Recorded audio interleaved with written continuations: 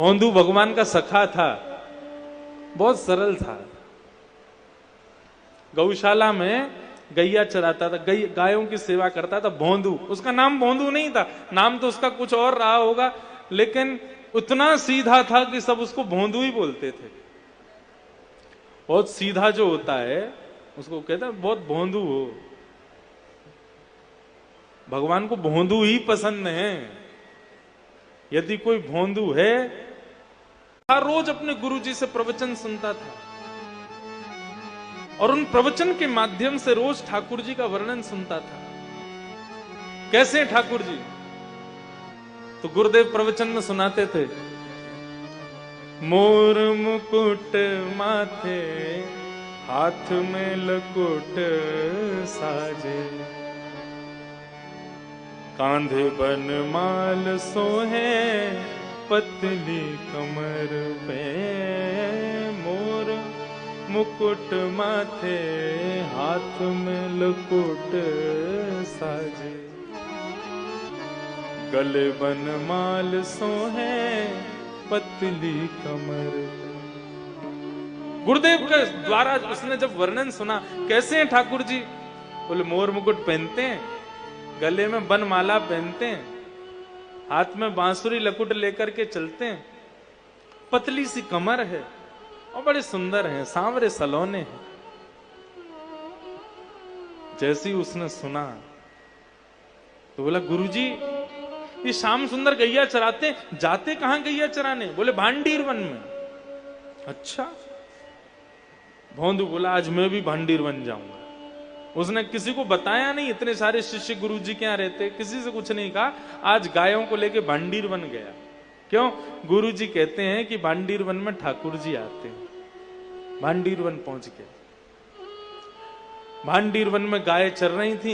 एक कदम वृक्ष के नीचे बैठ करके और चारों तरफ देख रहा है, कहीं से श्याम सुंदर आ रहे होंगे, कहीं से पतली सी कमर लेकर के कन्हैया आ रहे होंगे, अपनी गैया चराते आ रहे होंगे। उसकी इतनी सरलता, इतनी सहजता, उसकी इतनी निष्कपटता, उस पर ठाकुर जी रीझ गए। चतुर व्यक्ति से भगवान मिलने में डरते हैं, सरल व्यक्ति से मिलने में ठाकुर जी को सहजता लगती है। बोले किसी से कहेगा भी नहीं मैं इसको मिल भी लूंगा, तो ये अच्छा है।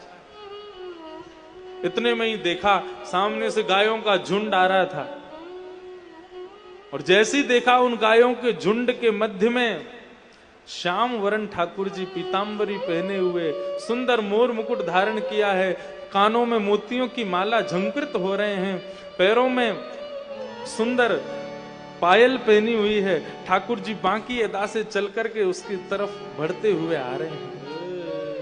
ऐसी मधुर चाल, ऐसी मधुर कमर, ऐसी मधुर मुस्कान देख करके भोंदू रीझ गया।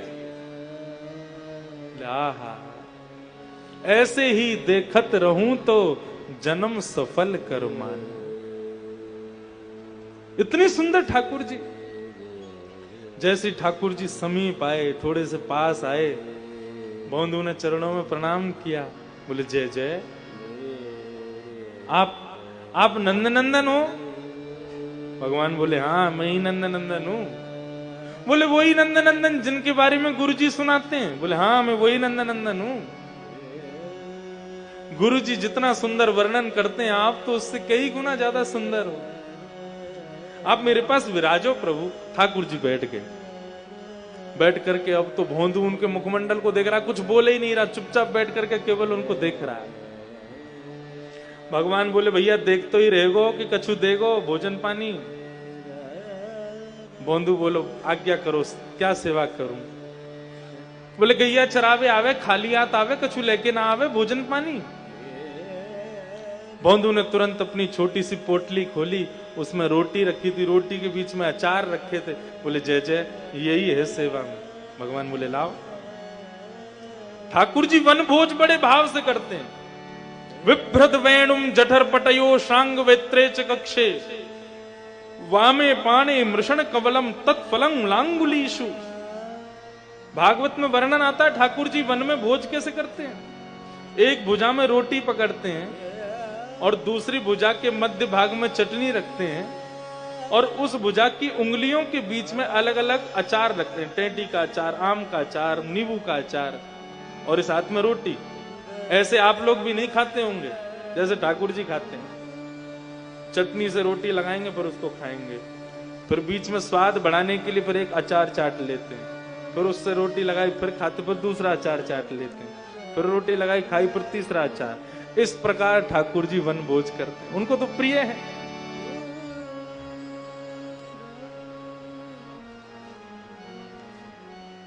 भोंदू ने पोटली खोली, ठाकुर जी ने तुरंत मोटी मोटी टिक्कर जैसी रोटियां उनको लिया और तोड़ करके अचार के साथ में रोटी पाने लगे।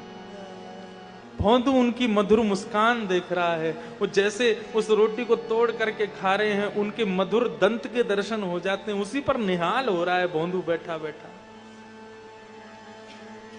दर्शन करते करते करते करते ठाकुर जी अपनी उंगलियां चाट रहे हैं। भोंदू बोले जय जय, और कुछ लाऊं? वो ना अब है कि अब तू पाले। भोंदू बोला हाँ मैं लाऊं। जैसी देखे तो पोटली खाली, भगवान सब खा गए। बोले आपने कुछ छोड़ो तो है ना है। बोले अब ज्यादा खब गए हो, कल से एक काम करियो, ज्यादा सो भोजन लियो, तू भी खाइयो मैं भी खाएंगे। अब तो भोंदू इतना प्रसन्न हो गया कि लाल जी रोज मुझसे मिलने आएंगे। अपनी गैया लेकर के वापस चला गया। रात में फिर सत्संग सुना गुरुजी से, उसने किसी को नहीं बताया कि आज मुझे ठाकुर जी मिले। उसको लग रहा था ये गुरुजी और मेरे सखा जो है रोज मिलते हैं ठाकुर जी से, मैं ही अभागा हूं, मैं इतने साल बाद कल पहली बार मिला, ये लोग तो रोज मिलते हैं। उसने किसी से कुछ नहीं कहा। उसको ऐसा लगता था कि गुरुजन और बाकी के शिष्यों के संग तो भगवान ज्यादा समय बताते हैं, मेरे संग तो 2 क्षण के लिए बस रोटी खाने आ गए थे, क्योंकि मैं तो भोंदू हूं ना, मैं तो गैया चराता हूं, छोटा आदमी हूं। लेकिन उसको क्या पता था कि इनमें से किसी को दर्शन ही नहीं हुआ है। दूसरे दिन ज्यादा टिक्कर लेकर के, खूब सारा अचार लेकर के वन की ओर जा रहा था। गुरुदेव ने निकलते हुए देख लिया। भोंदू क्या कर रहे हो? इतनी सारी रोटी अकेले खाओगे तुम? नहीं गुरुजी, मैं अकेला नहीं खाऊंगा। तो बोले जिन श्याम सुंदर की आप कथाएं सुनाते हो ना, रोज आते हैं गैया चराने, कल बेचारे भूखे रह गए, मेरी बटकी रोटियां भी खा गए, इसलिए आज ज्यादा लेके जा रहा हूं, उनको प्रेम से पवाऊंगा। सरकार आपको तो खूब दर्शन देते हैं, मोकू तो केवल 2 क्षण के काजे, केवल गैया चराते भाई आ जाए मेरे पास, तो मोकू वहीं सुख मिले उनको। गुरुदेव ने जैसे सुना, भोंदू कह रहा है ठाकुर जी आते हैं और रोटी खाते हैं, 2 क्षण के लिए बैठते हैं। गुरुजी बोले कोई और बोले तो मुझे विश्वास ना हो, लेकिन भोंदू झूठ नहीं बोलता। ये भोंदू है, ये झूठ बोलना जानता ही नहीं, इसको पता ही नहीं झूठ किसे कहते हैं। भोंदू कैसे हैं ठाकुर जी? बोले आप जैसा वर्णन करते हो ना, मोर मुकुट धारण करते हैं, वो जब मुस्कुराते हैं ना तो उनके गाल कपोल ऐसे होते हैं जैसे मानो 2 गुलाब जामुन प्रकट हो गए हों।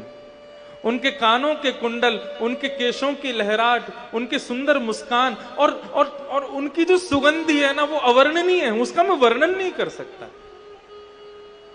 ये भक्ति सूत्र का, ये नारद भक्ति सूत्र का सूत्र है कि प्रेम अवर्णनीय होता है। जिसका वर्णन किया जा सके वो प्रेम नहीं है, और जिसका वर्णन ही ना हो सके वो प्रेम है। जब भोंदू ने कहा गुरुदेव मैं वर्णन नहीं कर सकता, वो कैसे हैं, समझ गए। बोले ठाकुर जी आते हैं इसके पास। भोंदू तू जा, ठाकुर जी को प्रेम से पवा, लेकिन आज एक काम करेगा क्या? ठाकुर जी को अपने संग ले आना और कहना गुरु जी के आश्रम चलो, वहीं प्रेम से बैठ के शाम का भोजन करेंगे। अब तो भोंदू आनंद हो, मैं लेके आऊं उनको? बोले हाँ तू अपने संग लेके आ उनको। अब तो भोंदू इतना आनंदित हो गया, इतना भाव निमग्न, इतना प्रसन्न हो गया। बोले मैं ठाकुर जी को लेके आऊंगा, मेरी महिमा बन जाएगी। सब सखाओं के आगे गुरुजी मेरे द्वारा ठाकुर जी को बुलवा रहे। आज भोंदू गया वन में, और वन में इतना इतना ज्यादा उत्साह में है, इतना ज्यादा प्रसन्न है कि ठाकुर जी आएंगे, ठाकुर जी को लेकर के मैं जाऊंगा आज गुरु जी के पास। श्री राधा रमन लाल अपनी गैया चराते भैरवा के पास आ गए, आकर के बैठे। आते ही पहले ठाकुर जी भोंदू से गले लगते हैं, भोंदू को अपने हृदय का स्पर्श का सुख प्रदान करते हैं। भोंदू ने अपने स्पर्श किया, हृदय से लगाया, बिठाया ठाकुर जी को। ठाकुर जी बैठ गए, बोले ला भोंदू जल्दी दे, भूख लगी है। तुरंत पोटली खोल करके भोंदू ने रखी, लो लाल जी पाओ। ठाकुर जी पाने लगे। भोंदू बोला सरकार एक निवेदन करूं? बोले कर। बोले मेरे गुरुजी ने आपको आश्रम बुलाया है, आप मेरे संग आश्रम चलोगे? भगवान रोटी खाते जा रहे, रोटी खाते खाते बोले देख भोंदू, तू हमारा मित्र है, हम तेरे मित्र हैं, हम दोनों आपस में एक दूसरे के सखा हैं, एक गुरुजी को बीच में मत लावे, ये गुरुजी और आश्रम इन सबन को वहीं रहने दे। हम यमुना पार करके पल्लंकु तेरे आश्रम नहीं जाएंगे, हम तो यहीं रहेंगे, तो को मिलना तू यहीं आ, हम तेरे आश्रम नहीं जाएंगे। भोंदू बोला मेरे गुरुजी जिनकी कृपा से आपको दर्शन मुकू भयो, जिनकी कृपा से आपकी पहचान मुकू भई, वो गुरुजी आपको बुला रहे हैं, ऐसे मना मत करो सरकार, चलो ना। ठाकुर जी बोले जो कहेगो सो करेंगे, लेकिन तेरे गुरु के पास नहीं जाएंगे। क्यों? बोले क्योंकि तू सीधो है, तेरो गुरु सीधो ना है, तेरो गुरु बहुत बुद्धिमान है, बुद्धिमान अंत में दूर रहूं, मुझको सीधे ज्यादा प्रिय। भोंदू बोला नहीं चलोगे? भगवान बोले नहीं जाएंगे। आखिरी बार पूछ रहा हूं, नहीं चलोगे? भगवान बोले बिल्कुल नहीं जाएंगे। आखिरी बार पूछ रहा हूं, नहीं चलोगे? भगवान बोले बिल्कुल नहीं जाएंगे। लाओ रोटी दो, वापस करो। पोटली बांधी, ठाकुर जी के हाथ की रोटी भी छीनी, बोले जाओ ये भी गुरु जी के यहां बनी है, इसको भी मत खाओ। गुरु जी से इतना बैर है आपको, तो ये रोटी गुरु जी के यहां की, इसको मत खाओ। भगवान बोले एक रोटी तो खा ली, बमन कराओ, निकाल आओ, मेरे गुरु जी की रोटी आप नहीं खाओगे। मेरे गुरुजी से प्रेम नहीं तो मेरी गुरुजी की किसी वस्तु से प्रेम नहीं। भगवान बोले कोई बात नहीं, कल से हम नंद बाबा के यहां से अपनी यशोदा मैया के हाथ की रोटी ले आएंगे, तू नहीं लावेगा तो। बोले मेरे गुरुजी की जब रोटी नहीं आएगी तो मैं कहां से आऊंगा, मैं भी तो गुरुजी का हूं, मैं भी नहीं आऊंगा कल से। आप आओ, अपनी गैया चराओ, खूब डोलो, खूब आनंद करो, पढ़ो, कछु जो मन में आवे सो करो, कल से मैं यहां नहीं आऊंगा। और मैं यहां क्यों नहीं आऊं, मैं तो आऊंगा, आप नहीं आओगे यहां पे, अपनी गैया लेके कहीं और जाओ। वो लड़ने लगा ठाकुर जी से। मन ही मन ठाकुर जी मुस्कुरा रहे हैं, आकाश में खड़े हुए 33 कोटि देवता भोंदू को प्रणाम कर रहे हैं। भोंदू तेरी भक्ति कैसी महान, ये सत्य घटना है, ज्यादा से ज्यादा 200-300 वर्ष पुरानी, वृंदावन की।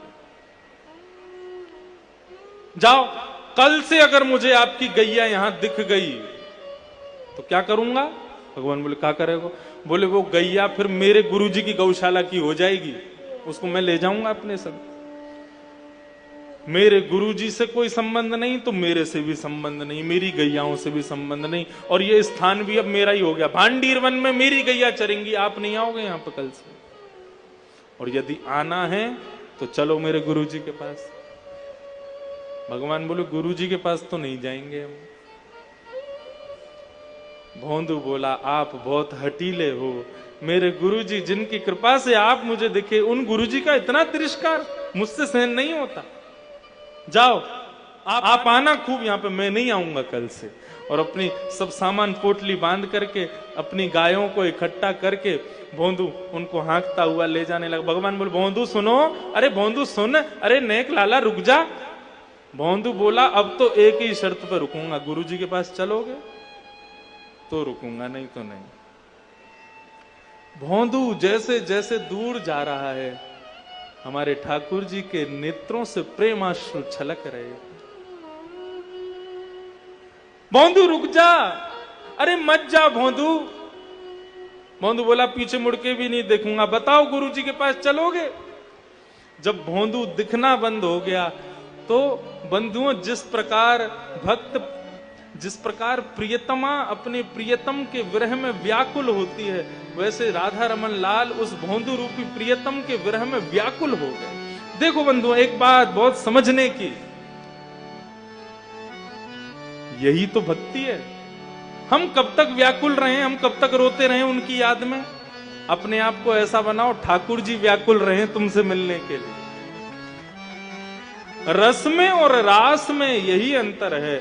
रस का मतलब भक्त व्याकुल है भगवान से मिलने के लिए, और रास का मतलब भगवान व्याकुल है अपने भक्त से मिलने के लिए। हम ये कथा भागवत क्यों सुनाते हैं? इससे कोई बहुत बड़ी कोई क्रांति नहीं लानी है, केवल इतना करना है, स्वयं को हम इतना सहज, इतना सरल ऐसा बना लें कि बिहारी जी तड़पे हमसे मिलने के लिए। बिहारी जी तड़प उठे कि कब आवेगो इंद्रेश, कब आवेगो, कब मुंह को दिखेगो। वो देखवे के काजे तड़पे महाराज, ऐसी भक्ति सीखनी। भोंदू जाने लगा, ठाकुर जी पीछे पीछे दौड़े, अरे भोंदू रुक रुक रुक रुक रुक, चलेंगे तेरे गुरुदेव के पास चलेंगे। अरे भैया तू जो कहेगो सो करेंगे, लेकिन तू मोसो दूर मत जावे, मुंह को संग लेके चल। भोंदू दौड़ करके आया, ठाकुर जी को हृदय से लगाया और ठाकुर जी को अपनी पद्दी पर लगा के, जैसे बालक अपने पिता की ऐसे ऊपर कंधे पर चढ़ जाता है ना पद्दी पर, ऐसे ठाकुर जी को पद्दी पर लेकर के दोनों पांव को उठा करके और भोंदू लेकर के वृंदावन आया। गायों के झुंडों ने आश्रम में प्रवेश किया, सामने सिंहासन पर गुरुदेव बैठे थे। उन गायों के झुंड ने जैसे ही मार्ग दिया तो पीछे से भोंदू ठाकुर जी को अपनी पद्दी में लेकर के आ रहा है। मोर मुकुटधारी श्याम सुंदर उस भोंदू के पीछे चढ़ करके आ रहे हैं। इस स्वरूप का दर्शन करके महाराज सदगुरुदेव भगवान निहाल हो गए, वहीं दंडवत करने लगे, प्रणाम करने लगे भोंदू को। ठाकुर जी का साक्षात दर्शन हो गया।